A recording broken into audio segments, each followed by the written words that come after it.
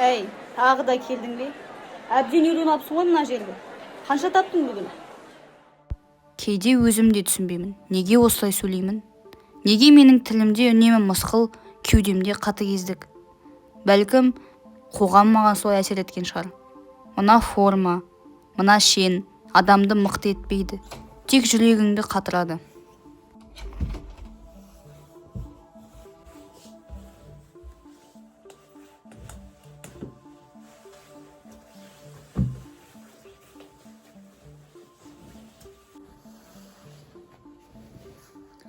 Қабдеш Мәділов мені шығармаға енгізген себебі биліктің, қоғамның, адамдық қасиеттердің бір-бірімен қақтығысын көрсету.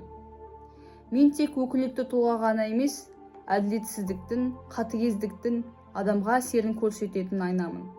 Менің әрекетім арқылы оқырман билік пен шеншек кейде адамды бұрыс жаққа итермелеп, парлақорлық пен қатыгездікке алып келуі мүмкін екендігін түсінеді. Яғни авторды мені қолдану мақсаты әлеуметтік теңсіздіктің, адамгершілік қағидалары мен биліктің арасындағы кернеуді көрсету. Алдыңғы жылдары менде сенетін заң барлығын реттейді деп. Бірақ шын мәнісінде әділдік тек қағазда бар. Адал болғың келсе, сені жүйе өзі жұтады.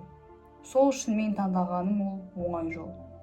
Пара алу, адамдарды қорлау, орда кемсіту. Өйткені бұл өмірде мейіріммен өмір сүру қиын.